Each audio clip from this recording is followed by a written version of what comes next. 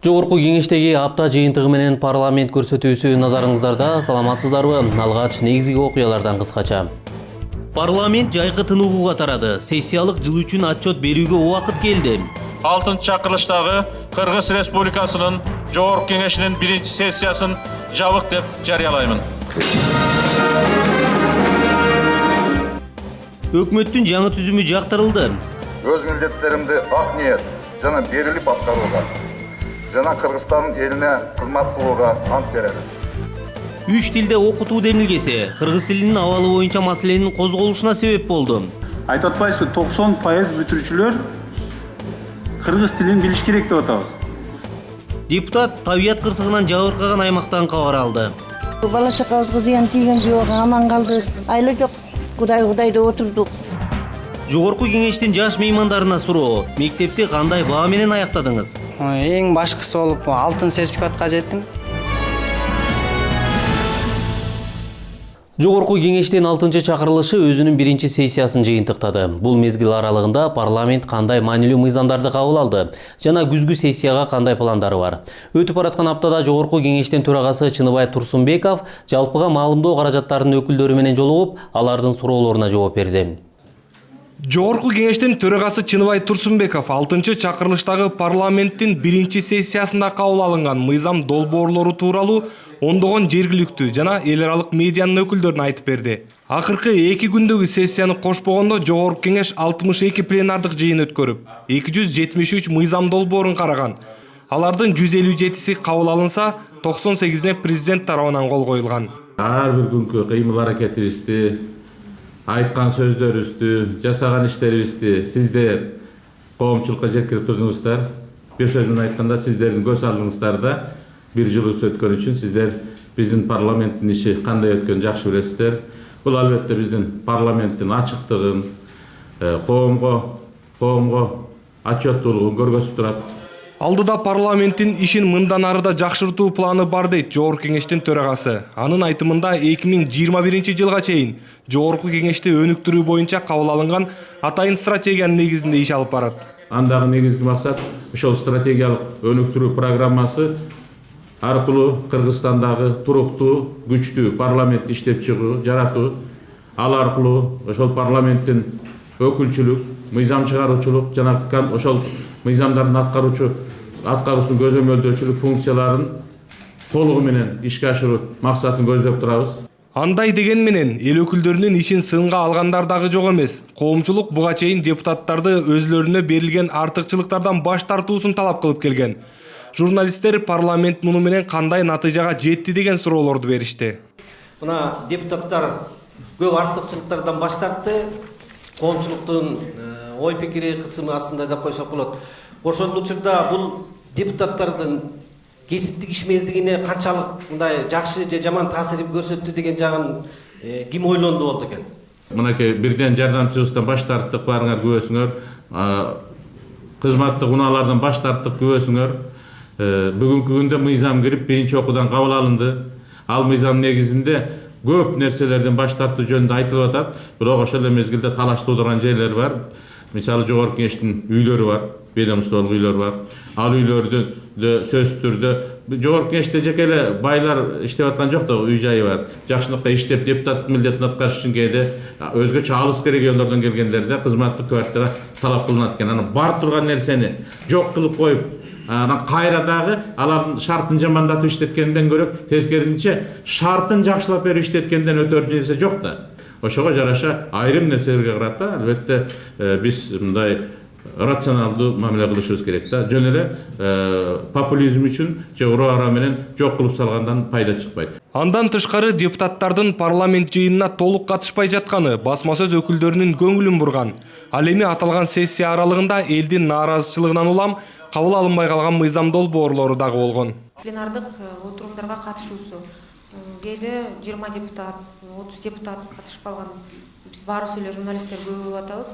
Анан буга чейин кандайдыр бир дисциплинардык чараларды көрүү аракеттери болуп келген, бирок майнап чыкпай жатса керек да. Анан ушул жаатта сиз кандай аракеттерди көрөсүз? Буюрса биз дагы жолдун башындабыз. Дагы көп нерсени үйлөнүп башка парламенттерден өзүбүз ойлоп таап отуруп ушул маселелердин баарын чечебиз. Бул менимче кийин бара мындай жөө көйгөн же журналисттер толкунданткан же коомчулук толкунданткан суроолордон калат деп эсептейм да. Кабыл алынбаган мыйзамдар боюнча суроо сизге ошо милдеттүү түрдө камсыздандыруу жана тоолуу аймактардагы жеңилдиктерди алып салуу боюнча мыйзамдар чийки болгонбу же анын азырынча зарылчылыгы жок беле? Биринчиден эрте буну киргизүү, бул мыйзамды киргизүү. Экинчиден бул бир катар айрым гана жеке ишкерлердин кызыкчылыктарын камтыган, ошо жанагы камсыздандыруу, жеке менчик камсыздандыруу фирмаларынын кызыкчылыгын камтайт, жалпы элдин кызыкчылыгына каршы келет деген нааразылык акциялары болду. Ошону элдин коомчулуктун пикирин эске алуу менен биз Жогорку Кеңеш мына кечээ 3-окууда 3 жылга муну артка жылдыруу боюнча мыйзамды кабыл алды.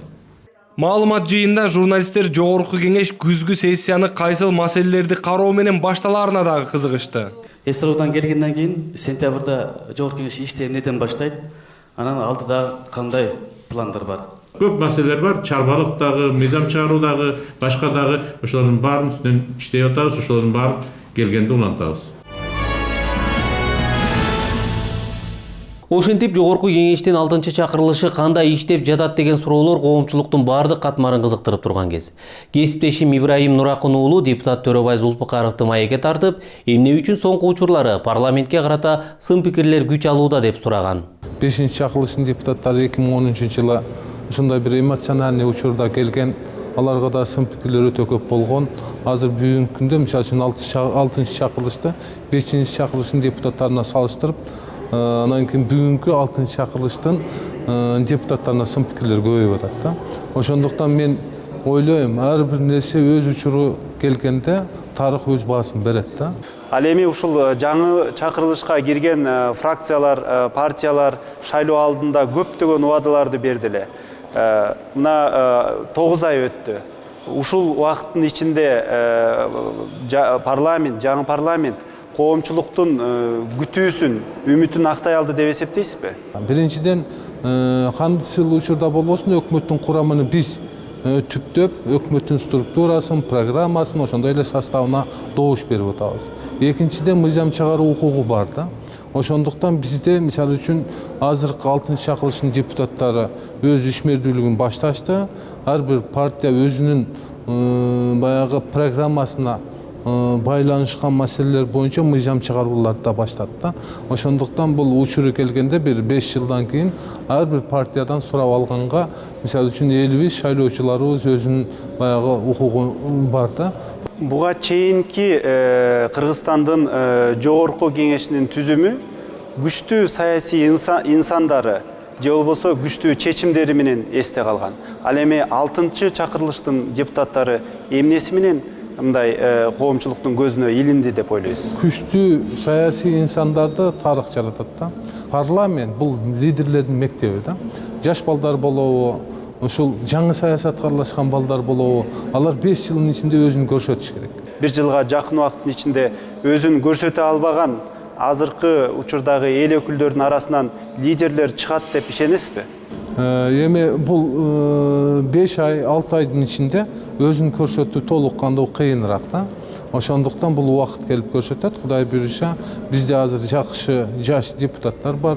Алар келечекте ар бир фракцияда да, алар келечекте өздөрүнүн баягы мыйзам чыгаруу ишмердүүлүгү, ошондой эле контролдук функциясын кандай деңгээлде аткарып атат. Ошондой эле элдин көйгөйүн бүгүнкү күндө Жогорку Кеңештин трибунасынан, Жогорку Кеңештин өкмөттүн астына кандай коюп атат, ошол маселелерге карап туруп баа берилет да. Ал ортодо парламентте аял заты кеминде 30% депутаттык мандатка ээ болушу керек. Бирок түрдүү себептерге байланыштуу Жогорку Кеңеште 18% гана айымдар бар экенин жарандык активисттер белгилешүүдө.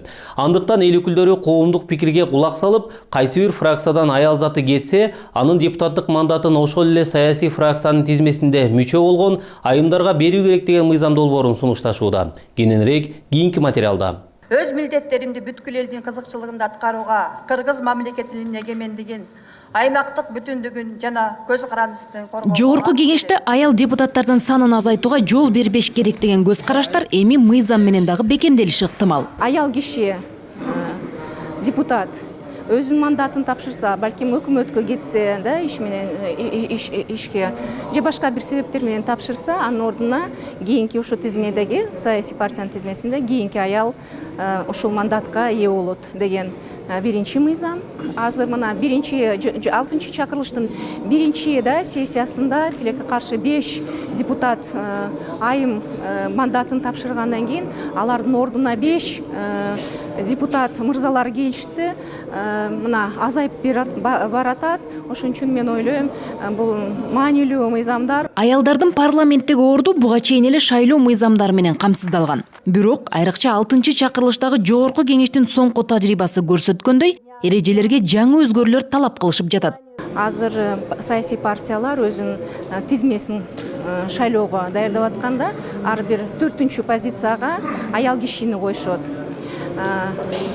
Ошого бул норма чындыгында эл аралык стандарттан 30%дан кем эмес аялдары болушу зарыл деген нормага туура келбейт, ал мыйзамга туура келбейт. Анткени бул 4-чү позиция болгону 21-22% эле түзөт. Ошон үчүн да экинчи мыйзам долбоордун концепциясын бул баягы депутат аялдардын ушул жогорку кеңешке келүү боюнча баягы азыр шаардык кеңештерде баягы ар бир 3-чү позицияда аял киши болушу зарыл талапкерлигине аял киши коюлат деген норманы биз азыр ушул экинчи мыйзам долбоордун концепциясын түзөт. Жарандык активисттердин баамында парламентте аял саясатчыларга бери дегенде 36 мандат тийиши керек болчу. Бирок чыныгы көрсөткүч андан кыйла төмөн. Тилекке каршы бизде болсо ушул чакырууда биз ошол көргөнүбүз, таң калганыбыз, парламенттик шайлоо бүткөндөн кийин эле фракциялар өзүнүн аялдарды, депутаттарды чыгарып, алардын ордуна деген эркектерди киргизип баштады. Ошондо бизде деген 36 аялдардын ордуна 21 аялды отуруп калды азырчы. Ал канча бир 18% эле болуп атат да. Ошо бул туура эмес. Антке менен депутаттын мандаттарын тапшырган аялдардын ордуна сөзсүз түрдө эле аял келсин деген нормалардагы жаңылыш болуп калышы ыктымал. Айрым депутаттардын айтымында аялдардын саясаттагы орду парламент менен эле чектелбеши керек. Кыргызстанда гендер саясаты эл аралык деңгээлге жетип калган. Мына бизде аткаруу бийлигинде соц тармактарда билим берүү, саламаттыкты сактоо, генералдык прокурор, мына өткөндө эсептөө палатасы, вице-премьер ар дайым мамлекеттик кызматтарда мына сот тармагынын теңине жетип калды аялдар, прокуратура тармагында, милиция тармагында, мына көчөдө турган ГАИ органдарына чейин ушул аял заты аралашып өзлөрүнүн эффективдүү менеджер экенин, өзлөрүнүн мамлекеттик кызмат вазифасын татыктуу аткарып аткан аялдар далилдеп келе алат да. Ошондуктан бизде бул саясат, гендердик саясат толук кандуу эл аралык стандарттарга жараша иштеп атат деп мен ачык айткын ишенимдүү айта алам.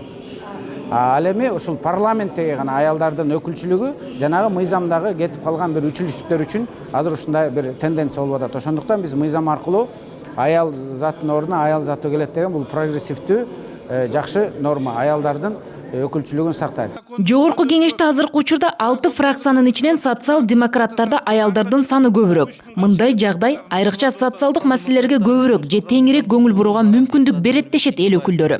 Көбүнчө социалдык маселелерди аялдар ошол көйгөйлүү маселелерди таап ошолорду чыгара алат да. Анткени алар ошол баягы бала тарбия боюнча мектептерде баягы медициналык тармакта көп аралашып жүрүп өздөрү. Анан ушул жактагы көйгөйлөрдү билип ошону ачыкка чыгара алат. Анан ошол маселени чечүүдө чоң роль ойнойт да. Анан мен ойлойм, эгер коомчулукта ошондой талап болсо, сөз аялдардын да өзүнүн ошол баягындай орду болуш керек да, жогорку кеңеште өзүнүн эсебиндечи. Буга чейин аялдар дээрлик жок кесе болгон парламенттерде коомчулуктун эсинде. Алсак 2004-2005 жылдары 105 депутаттын ичинен 7 гана орун айымдарга тийген. 2005-2006 жылдары жогорку кеңеште бир дагы депутат айым болгон эмес. Ал эми азыркы парламентте 21 аял заты бар. Бул дагы аз деп жатышат. Жогорку кеңеш өкмөттүн жаңы түзүмүн жактырды. Ага ылайык чек ара маселелерин тейлеген вице-премьер-министр жана 2 комитет пайда болду. Айрым министрликтердин структурасына өзгөртүүлөр киргизилди. Премьер-министр Сооронбай Жээнбеков өкмөттүн түзүмүндөгү өзгөртүүлөрдү эл өкүлдөрүнүн кароосуна сунуштады. Эң негизгиси өзгөрүүлөрдүн бири бул жаңы вице-премьерлик кызмат. Улуттук жана коомдук коопсуздук коргоо жана укук тартип иштери боюнча вице-премьер-министрдин кызмат ордун киргизүүнү сунушталган. Сиздердин чечим абдан актуал жана өз убагында киргизилди. Биз дагы баардык күч органдарынын иши өкмөттүн жетекчисинин орун басарынын деңгээлинде координациялык туруш керек деп эсептейбиз. Мындай кадам укук коргоо органдарын өз ара аракеттенүүлөрүн натыйжалуу жолго салууга мүмкүндүктөрдү түзөт. Ошондой эле коопсуздукту, тартипти, коррупция менен күрөшүүнү жана чек араны бекемдөөгө кошумча импульс берет. Разаков Жеңиш Парпиевич Кыргыз Республикасынын премьер-министринин улуттук жана коомдук коопсуздук коргоо жана укуктук тартип иштери боюнча вице-премьер-министрдин кызмат ордуна талапкер. Чек ара маселелер боюнча вице-премьерлик кызмат комитет жыйындарында депутаттар тарабынан демилгеленип, өкмөт башчыга бул тармакка тереңирээк көңүл буруу тапшырмасы берилген. Бирок кызмат ордунун аталышы суроолорду жаратты. Укук коргоо, коомдук тартип деген сөздөрдү угуп, чек ара деген сөздү так айтып койсоңуз. Чек араны киргизебиз, негизги маселе чек ара болот. Ошо негизги маселе чек ара үчүн сунуштадык да депутаттар. Негизги маселе чек ара болот. Вице-премьерликке талапкер болот Жеңиш Парпиевичтин көп жылдан бери билем, тажрыйбасы чоң.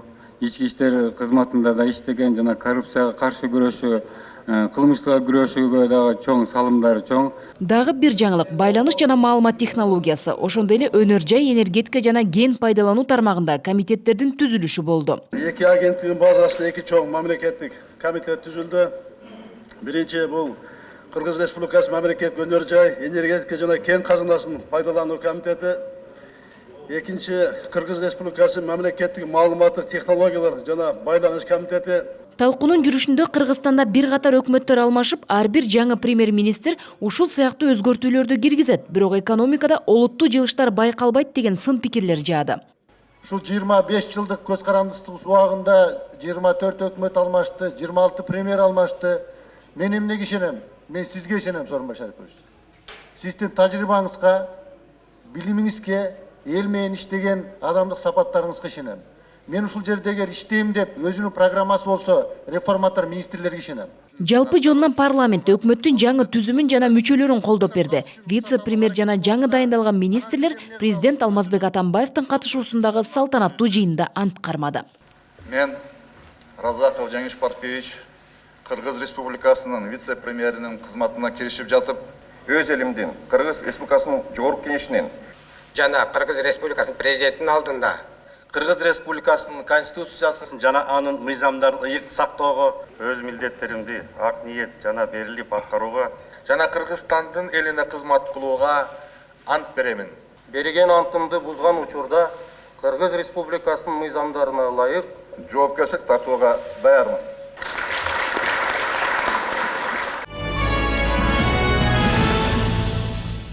Мектеп окуучуларына 3 тилде билим алууга шарт түзүүнү көздөгөн мыйзам долбоору тармактык комитетте катуу талкуу жаратты.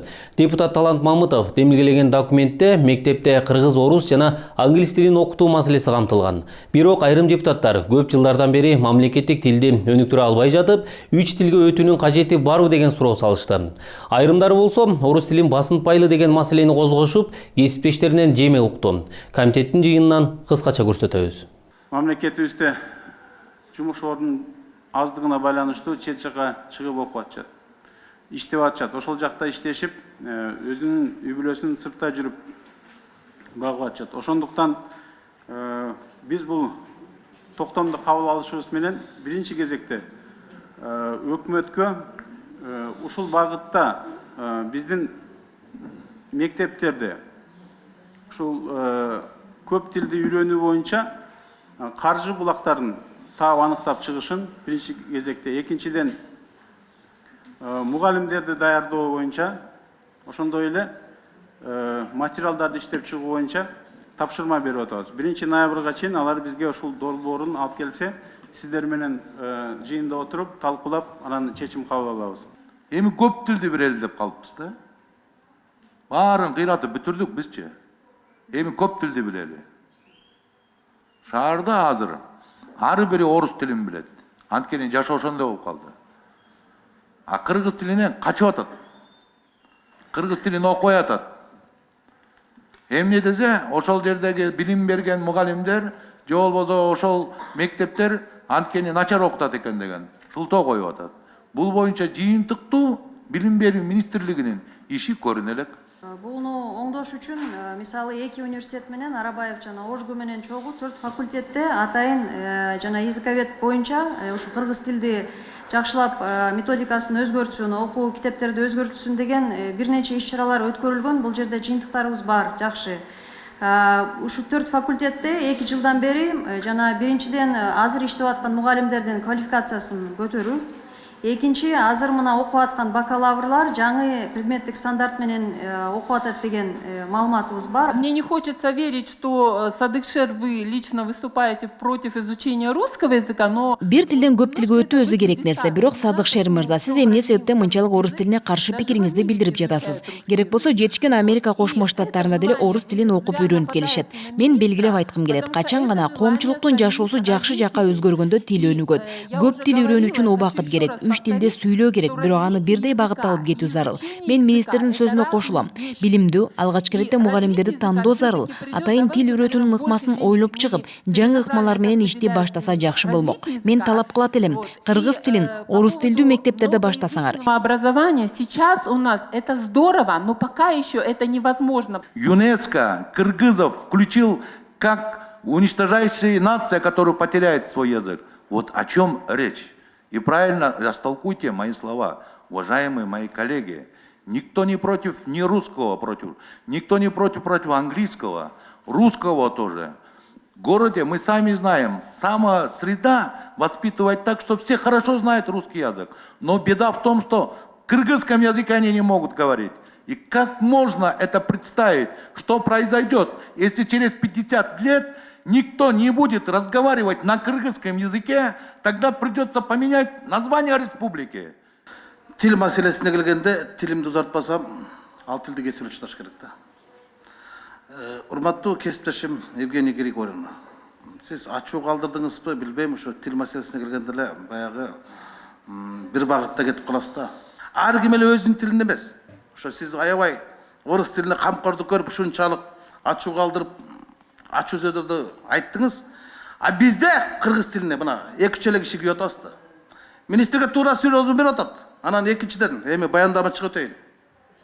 Көп тилдүүлүк дейсиз да. 168 миллион сом акча керек экен болчу.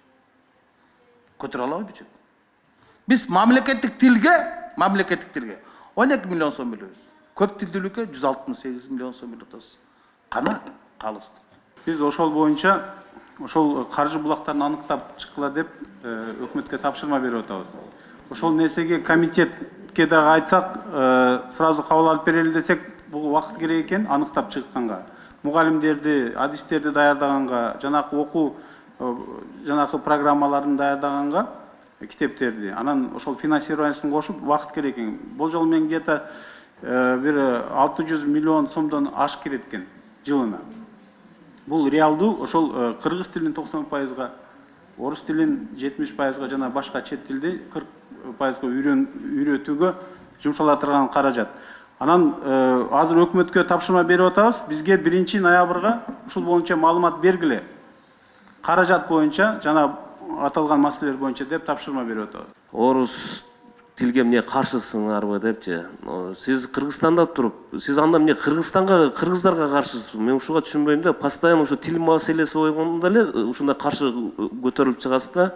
Андан сырткары сөзсүз эле Кытай тилинде мектеп же орус тилинде мектепти ачып бериш керек эмес. Борборго кыргыз тилдүү мектепти көбөйтүш керек.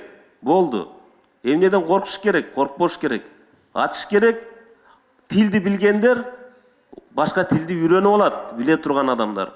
Я наоборот ратую за изучение кыргызского языка. Мен айта турган оюмду дагы жоготтум. Тил үйрөнүүгө каршы эмесмин. Тазабек Рыскелди мырза. Билим берүүдө иштеп кете турган методду пайдалануу керектигин өзүм мугалим катары айттым. Мисал келтирейин. Кичинекей балага сен кыргыз болуп туруп кыргыз тилин билбейсиң, уят деп айтышат. Балада эч кандай күнөө жок. Кептин баары мугалимде болуп жатат. Андыктан мен сунуштайт элем. Жогорку даражадагы билимдүү мугалимдердин квалификациясын жогорулатуу токтотуу зарыл. Анан аларга стимул берүү үчүн айлык маянасын көтөрүү керек. Идти учиться кыргызскому языку. Бардык орус мектептерде кыргыз тилинде билим берүү алуусун деңгээлин жогорулатып, сабактарды көбөйтүшүн талап кылып атабыз. Айтып атпайсызбы, 90% бүтүрүүчүлөр кыргыз тилин билиш керек деп атабыз. Бул жерде туура айтып атат. Жанакы жаш балдар күнөөлүү эмес, биз күнөөлүүбүз. Кандай окуу программасын кабыл алып берип атабыз аларга. Ошол орус мектептерде кыргыз тилин үйрөтүү сабактарын, сапатын карап атабызбы? Камсыз кылып атабызбы? Ошондой эле мугалимдерди ошол сабактарды үйрөтүүгө кандай каражат бөлүп атабыз? Туура бүгүнкү күнү кандай каражат бөлсөк, ошондой натыйжа алып атабыз. Сиз көп тилдүү жөнүндө сүйлөп атам деп атпайсызбы? Эми биз кыргыз тили жөнүндө сүйлөп атабыз. Ошол көп тилинин ичине кыргыз тили кирип атабы? Анда биз ошол кыргыз тили жөнүндө сүйлөп атабыз. Болгону эле ошол, ага көп неме көңүл бурбаңыз. Биринчи кезекте бул токтомду дагы мен толукташ керек деген оюм бар. Кайсы сөз менен, сүйлөм менен. Мен сунуш киргизет элем. Борбор шаарыбызда канчанчы жылга чейин 50% кыргыз тилинде бүтүш керек деген сөздү толукташ керек. Биз жалпы айтып коюп атабыз. Кел биз борбор шаары жөнүндө сүйлөшөлүчү. Кыргызстандын борбор шаары жөнүндө сүйлөшөлүчү. Бул маселе. Жана ошол борбор шаарында кыргыз тилинде окуткан мугалимдерге маянаны көтөрүш керек деген дагы сунуш кирген. Аны да киргизели бул токтомго, кандай дейсиңер? Мына ошондой жол менен анан көдөйт. Сиз айткандай эле 90%га чыга калбайт ал. Садык Шернияз айткандай, чынында эле маселени чечиш керек. Бирок ошол эле учурда биз эч кимдин башка улуттун тилин басмырлабастан өзүбүздүн тилибизди да бир чоң даражага чыгаруу маселе турат да бул жерде. Каржылуу булактарын жанакы маселени чечүү боюнча. Ошондуктан сунушуңар болсо бергиле, биз эске алып, чогуу палатага алып чыгалы. Рахмат. Дагы Бишкек шаарындагы кыргыз тилинде окуткан мугалимдердин маянасы 15%-тан 25%га жогоруласын деген дагы сөздү киргизели дагы. Толуктоосу менен мен добушка коем. Ким макул, колуңуздарды көтөрүп койсоңуздар. Ким каршы? Жок. Рахмат. 27 июнь күнү болгон жаратылыш кырсыгынан Токтогул районунун бир катар айылдары жабыркады. Анда селдин кесепетинен турак үйлөр жарактан чыгып, көпүрөлөр бузулган. Ошондой эле катуу шамалдан улам айрым үйлөрдүн чатырлары жараксыз абалга кептелген. Окуя болгон жерге өкмөттүн өкүлдөрү менен биргеликте Жогорку Кеңештин депутаты Осмонбек Артыкбаев да барып, жергиликтүү тургундардан кабар алып кайтты. Окуя кечки саат 6-лар чамасында катталган. 15 мүнөтчө жамгыр жаап токтогон соң, Үчтерек айыл өкмөтүндөгү айрым айылдарды сел каптоо башталган. Бала чакабызга зыян тийген жок, аман калды. Түндөсү болсо эмне болуп элек, өлүп элек да сунун астында. Айла жок, кудайда отурдук. Жамгырдын кесепетинен суулардын деңгээли көтөрүлүп, айылдарды бириктирүүчү көпүрөлөрдү алып, жолдорду суу жеп кеткен. Жыйынтыгында жол каттамдары үзгүлтүккө учураган. Негизинен акыбал өтө начар экен. Кыян жүрүп берден 7 айылды каптап кетиптир. Кыяны ошончалык катуу келиптир, үйлөрдү каптаптыр. Үйлөрдүн ичин бузулуп, жолдорду бузуптур. Көпүрөлөргө алыныптыр, аябай көпүрөлөр кетиптир. Учурда селдин болушу менен бир канча турак үйлөр жараксыз абалга кептелген. Ылай аралаш суу үйлөрдүн ичине чейин кирип, айрым үй бүлөлөр көчөдө калды. Аябай катуу болду. Баарын каптады, бир жерибизде калган жок. Огородубузду бүт алды, коргондорубузду бүт алды, сеткаларыбызды бүт алды. Мына баткак болуп жатабыз. Муну менен катар айыл чарба товарларын сатуучу дүкөндөрдү да суу каптап, ишкерлерди олуттуу зыянга учуратты. Аркасын болсо жарымына чейин суу токтогон. Эми кетти да. Un бар, унду талкалап кетти ага. Ылдыйкы камоктон үй тапкан ага да эми кетти унга. Нундулук кетти, сууну челектеп эшикке ташыды. Айылдарды сугатуу менен камсыздоочу арыктардын нугун сел алып, айдоо жерлерге суу жетпей турат. Мындан улам жергиликтүү тургундар өкмөттөн жардам суроого мажбур болушууда. Суу келбесе биз мынау жашылчаны эптеп мынтип огород менен окат кылып немеге окшойт. Помидор айдабыз да аренда калыпчы, 15 сотукчу. Ошону сел алып кетпеді, кандай болот ошону? Ал эми Ичке Сай айылында жана Камбар ата поселогунда мөндөр түшүп, дыйкандардын киреше берүүчү аянттарын жараксыз абалга алып келген. Жаңыдан бышып келе жаткан жүгөрү сындуу өсүмдүктөр кыйроого учураган. мынакей Ничке сай чоргочу полный огород ушулак болду. Бардык түшүнтүп талкалап кетти. Жолдорду азыр келдиңиздер. Ички жолдун узундугу 30 км полный ушундай акыбалда болду, кыян каптап.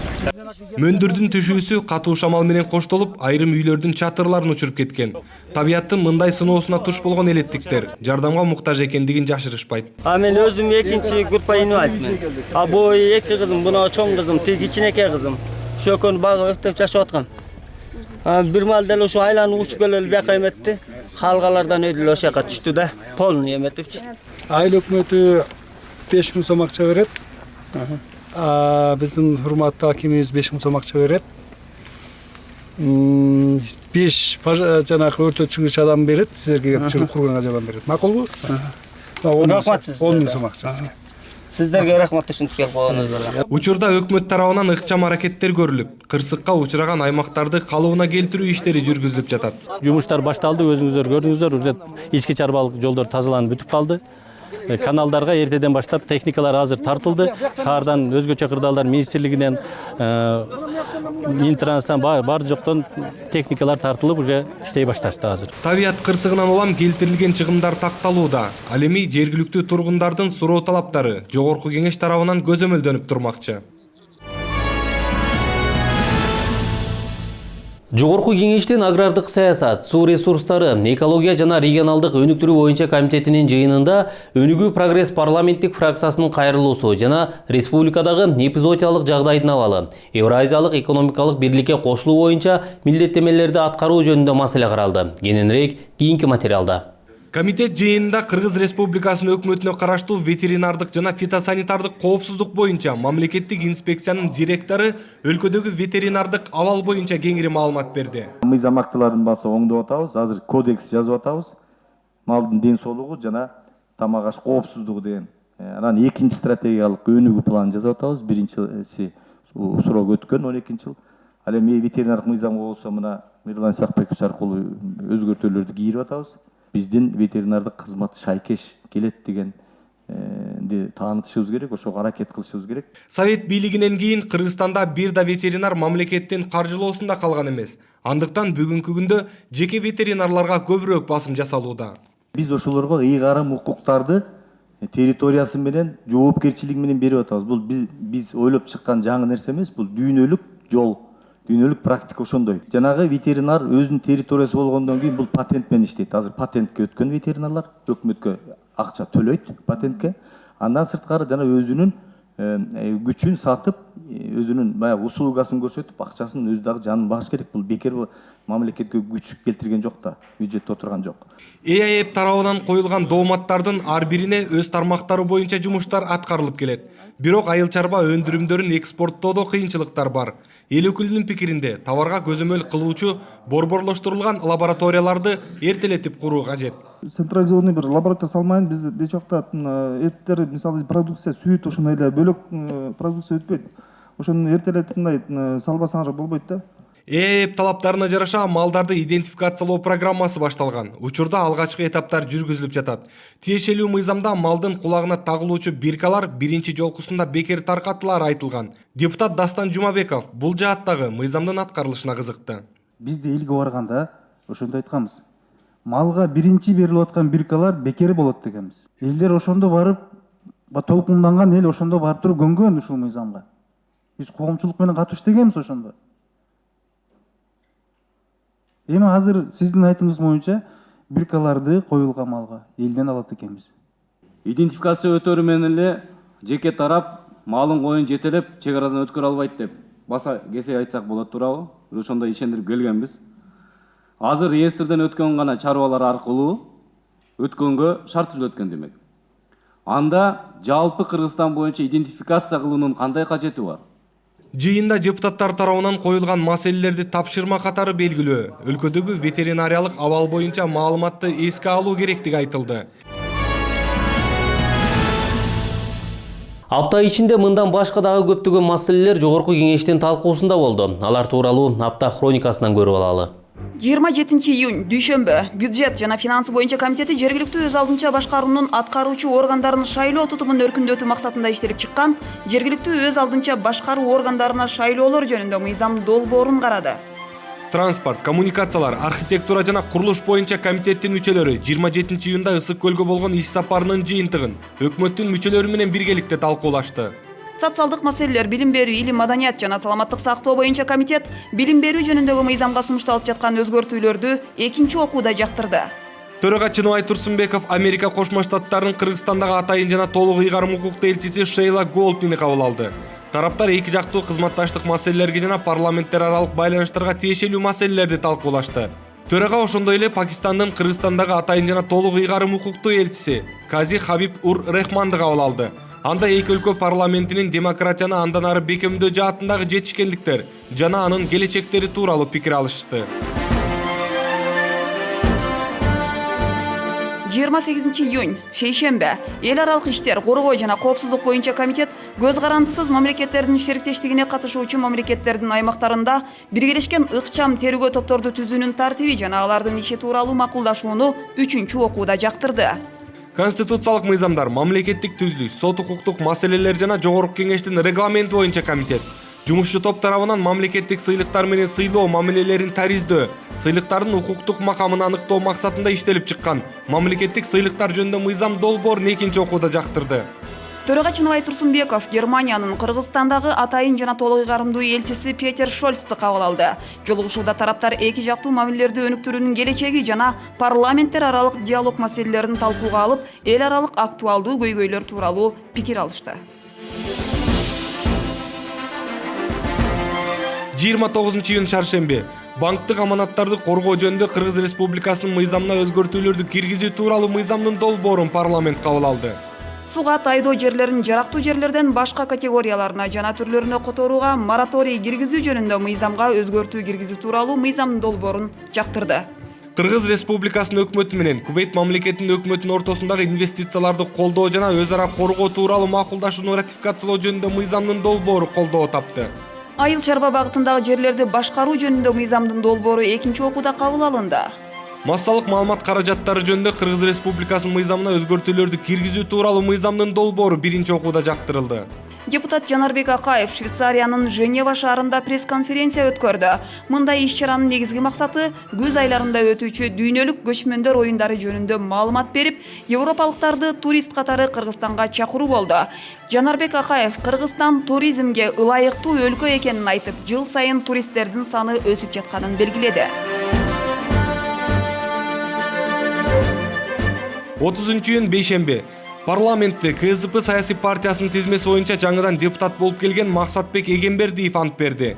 Ал Евразия экономикалык бирлигинин судьялыгына дайындалгандыгына байланыштуу депутаттык ыйгарым укуктарын мөөнөтүнөн мурда токтоткон Галина Скрипкинанын ордуна келди. Жарандардын жалпыга бирдей аскердик милдети жөнүндө, аскердик жана альтернативдик кызматтар жөнүндө мыйзамга өзгөртүүлөрдү киргизүү жөнүндө мыйзамдын долбоору кабыл алынды. Кыргыз Республикасынын Жогорку Кеңешинин депутатынын статусу жөнүндө Кыргыз Республикасынын мыйзамына өзгөртүүлөрдү киргизүү тууралуу мыйзамдын долбоорун парламент жактырды. Ички жер которуу жөнүндө мыйзамга өзгөртүүлөрдү киргизүү тууралуу мыйзам долбоору колдоо тапты. Ишкерликтин укуктарын коргоо жөнүндө Кыргыз Республикасынын мыйзамына өзгөртүү киргизүү тууралуу мыйзамдын долбоорун депутаттар жактырды. Жогорку кеңештин 6-чакырылыштагы 1-сессиясынын иши расмий жыйынтыкталды. Жогорку кеңештин төрагасы Чыныбай Турсунбеков сессия аралыгында жүргүзүлгөн иштер тууралуу учкай маалымат берди. Биздин чакырылыштагы жогорку кеңеш тагыраак айтканда сиздер менен биз өлкөбүз үчүн зор мааниси бар көп маселелерди чечүүдө жогорку кесипкөйлүк менен иштөөнү камсыз кыла алдык. Депутаттар Өмүрбек Текебаев, Иса Өмүркулов, Бакыт Төрөбаев, Рада Туманбаева Грузияда Европа коопсуздук кызматташтык уюмунун парламент ассамблеясынын жайкы сессиясына катышууда. Анда миграция, терроризм, Тоолуу Карабах жана Украина маселеси талкууланууда. Жогорку кеңештин депутат айымдарынын Ысык көлдө өтүп жаткан гендердик жайкы мектебинде айымдардын саясаттагы, коомдогу орду талкууга алынууда. Иш-чарага Жогорку кеңеш аппаратынын кызматкерлери да катышууда. Үй бүлөлүк зордук зомбулуктан коргоо, ВИЧ-СПИД дарттарынын кесепеттери, эртең никеге туруунун зыяндуулуктары боюнча пикир алышуулар болуп, негизсиз бойдон алдыруунун ден соолукка келтирген зыяндары талкууланууда. 7 апрель окуясы боюнча айыптуу деп табылып камакка алынган бир катар чиновниктерге мунапыс колдонулабы же жокпу? Маселе боюнча Жогорку кеңештин тармактык комитети, УКМК, башкы прокуратура жана мамлекеттик жаза аткаруу кызматынын маалыматын угуп, материалдарды жогорку сотко жиберди. Эгемендүүлүктүн 25 жана адам укуктары декларациясынын 65 жылдыгына карата мунапыска туш болгон адамдардын катарында апрель окуясы боюнча жазага тартылган Нурлан Дүйшенбиев, Каныбек Жороев, Элмурза Сатыбалдыев, Нурлан Турсункулов кирген. Бирок аскер сотунун мындай чечиминин аткарылышын көп өтпөй, жогорку соттун судьясы Бусурманкул Бактыгулов токтотту.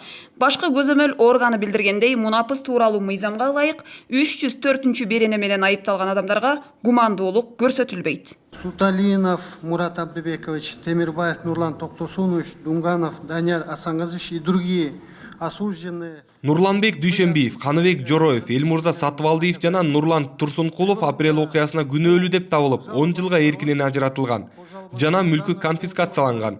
304 берене менен айыпталгандыктан аларга мунапыс колдонулбайт. Азыр бул иш жогорку соттун кароосунда. Соттун отуруму 27 июндан 20 июлга жылдырылды.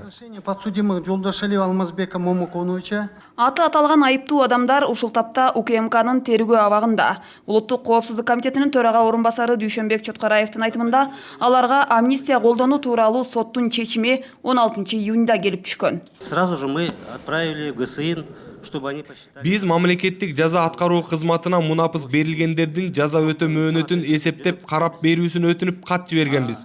Андан кийинчерээк Жолдошалиев, Сатыбалдыев, Жороев, Турсункулов, Темирбаев, Дунгановторго мунапыс колдонуу тууралуу соттун чечимин токтотуу боюнча жогорку соттун судьясы Бусурманкул Бактыгуловдун чечими келди. Бул иш боюнча бардык эсептер азыр жаза аткаруу кызматында. Значит, где там указывается, что приостановить исполнение приговора. Кат 7 июнь күнү кат келген бизге СИЗОдон, ГКМ СИЗОсунан ушунда подсчет кылып берилечи депчи биз если случай применения, если амнистияны колдонулса, анда морекинде болот деп жооп бергенбиз. Бирок 8 күнү келгенден кийин биз осужденler келгенден личный делолорун ачып окуп көрдүк. Окуп көргөндөн кийин ал жанагы 2014 жылдагы мыйзам мунапыс жатпайт экен. 6 жыл камакта отуруп, алар жазасын баягы мойну менен тартты деп мен эсептейт элем да. Анан эгерде ушунчалык неме болсо, анда соттоп салбай беле, же атып салбай беле. Эгерде аскер соту ошол чечимди чыгарып атса, амнистияны колдонуп атса, соттун чечими турса, күчүнө кирген. Эми ал кыйнабай эле чыгарып эле койбойсуңарбы? Депутат Чолпон Жакупова бул сот иши өтө саясатташып кеткенине токтолду. Ни у одного трезвого человека, да, не возникает сомнений, что на самом деле решение принимается не в зале суда. Не в зале суда. Ал эми Галина Скрипкина соттордун ишине парламенттин кийлигишүүсүнө мыйзам жол бербей турганын эскертип өттү. У кого сейчас хватит сил?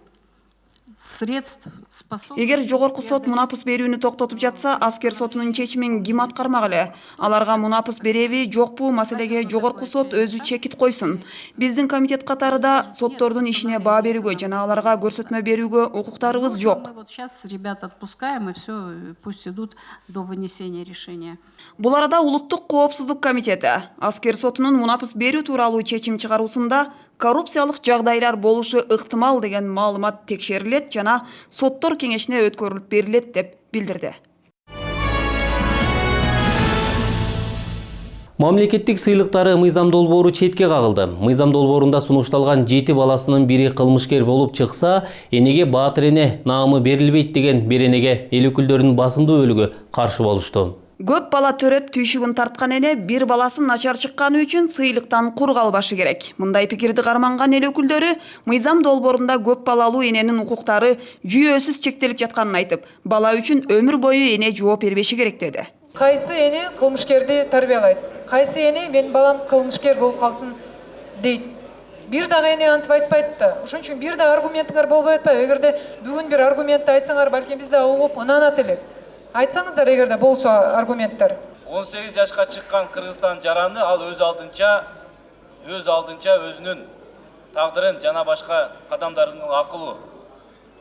Эне алар үчүн жооп бербеш керек. 100 деген, 20 деген, 50 деген кишини өлтүрсө, террор жасап, же болбосо ошо үйдүн бир баласы зордукту, мыкаачылык менен убийство кылса, анан ошолорго биз ошолордун кетирген кемчиликтерин ушу үй бүлө моралдык жактан болсо да тартсын деген мааниде ушул мыйзамды ушуга киргизгенбиз да. Буга чейин баатыр энелерге кургак эле орден медалдар берилип келсе, эми ага 5000 сомдон бир жолку сыйлык берүүнү демилгечилер сунуштоодо. Кыргызстан боюнча баатыр эненин саны бир 35-40 миңге жакындап калды. Анан жана 5000 сомдон берип атпайбызбы? Бул мыйзамда биринчи жолу ошондой норма киргизилип атат. Буга чейин жөн эле жана орден менен китепчесин берип эле ошо менен эле бүтчү. Анан баатыр эне орден алгандар ошо пенсиясына айына 1000 сомдон кошулчу. Анан бүгүнкү ошо азыркы мыйзамга биз ошону биринчи жолу киргиздик. Ошо баатыр эне даңкы медаль менен сыйланган апалар ошо 5000 сомдон бир жолу алсын депчи. Менде сунуш бар да ушул баатыр энелерге айына хотя бир 2000-3000 сом ушу пенсиясына кошуп берсеңер болмок да. Себеби дегенде Россияда көрүп атабыз, экинчи баласына 200 000 рубль берип атат, үчүнчү баласына 500 000 рубльге чейин берип атат. Төрөгөн үчүн эле. Биз дагы ушунтип кичине энелер жаштарыбызды ушундай баатыр эне боло турган бир стимул беришибиз керек да. 5-6 миллион калк болсо өзү. Кошуна өлкөлөрдөгү калктын өсүшүнө баам салган депутаттар Кыргызстанда да демографиялык саясатты жакшыртуу керектигине токтолду. Өзбекстан 1990-жылдан бүгүнкү жылга караганда 11,5 миллион киши көбөйдү. Тажикстан 3,5 миллионго көбөйдү. Кыргызстан болгону 1 миллионго көбөйдүк деп атабыз. Ошондуктан бу энелерибизге баатыр деген наамды бергенден тышкары 25 жылдан бери капитализм куруп атабыз. Финансылык жагын бекемдеп беришибиз керек. Мен сунушум единовременно 70 000 сомдон берели, жана 7 000 сомдон кийин пенсияга чыкканда кошуп берип турайын. Мына ушул рекни киргизмейинче биз жакындагы кошуна элдерибизге биз жете албайбыз. Ал эми депутат Айтмамат Назаров мыйзам долбоорундагы башка мүчүлүштүктү айтты. Ал мамлекеттик сыйлыкка көрсөтүүлүүдө мугалимдер унутта калганын белгиледи. Бирок биздин канчалаган жакшынакай мугалимдерибиз бар. Мен сизге бир эле пример келтирейин. Мына алифбени жазган авторлар. Сулайман Ырысбаев деген академик. Ошол достойн эмеспи? Мына бардыгыбыз ошо алифбеден китепти тамганы таанып, ушул деңгээлге жетебиз, туурабы? Ошентип добуш берүүнүн жыйынтыгында бул мыйзам долбоору четке кагылды. Жогорку окуу жайлардын босогосун аттап, студент болууну ар бир мектеп бүтүрүүчүсү максат кылат. Быйыл бүтүрүүчүлөр кандай ийгиликтерге жетишти? Биз бул суроону парламенттин ишмердиги менен таанышууга келген Ысык Көл областынын жаштарына узаттык.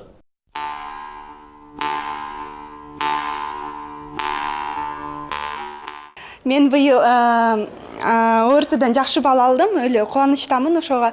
Анан буюрса медакадемияга бюджетке өтөйүн деп атам.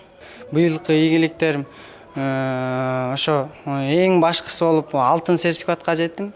Андан кийинкилери болуп математикадан областтык олимпиадада 3-чү орун алдым өз күчүм менен. Ал эми географиядан болсо райондук олимпиадада 2-чи орун алдым. Жакшы даярданганым үчүн азыр 200 балдан ашык бала отурам. Бардык абитуриенттерге да ийгилик каалайм. Ошондой жакшы окуу жайларга өтүүгө чоң мүмкүнчүлүк түзүлүп отурат. Мен юридикалык билим алайын деп ошол кесипти өзүм көздөп турам. Ошо ОРТнын жыйынтыгы боюнча 200 балл алып, ошол себептен ошо жогорку кеңешке келип отурабыз. Республикалык тестирлөөдөн сырткары быйыл андан бөлөк да ийгиликтерге жетиштим. Ошо кыргыз тил жана адабият сабагы боюнча предметтик олимпиадаларга 9-класстан бери катышып келем. Жана былтыр республикалык олимпиададан 3-чү орунда камсыз калгам. Ал эми быйыл болсо областтык олимпиададан 2-чи орунга жетиштим. Быйыл буюрса мынакей медицинский академиянын бюджетине талапкер болуп атам да. Ошол топтолгон баллардын жыйынтыгы боюнча азырынча билине элек, биринчи туру 11 июнда башталат, ошондо билинет Кудай буюрса. Мен ийгиликтеримди айта кетсем, бул эң биринчиден мен олимпиадаларга катыштым. Жана шаардык олимпиададан биринчи орунду, областтык олимпиададан биринчи орунду, жана ошондой эле республикалык олимпиадага да катышып келдим. Орун ала албасам дагы бул мен үчүн аягында чоң ийгиликтерден болду деп эсептейм. Жана быйыл мен СЭКАМдын билим берүү борборунун жардамы менен 214 жалпы республикалык тесттен 214 балл ала алдым. Да, ушул менин чоң ийгиликтерим деп эсептейм. Ушуну менен жогорку кеңештин басма сөз кызматы өз көрсөтүүлөрүн жыйынтыктайт. Эскерте кетсек, биздин теле жана радио программаларыбыз сентябрь айына чейин тыныгууда болмокчу. Парламенттеги жаңылыктарды кеңеш KG сайтыбыз аркылуу билип турсаңыз болот. Кайрадан күзүндө көрүшкөнгө чейин саламатта туруңуздар.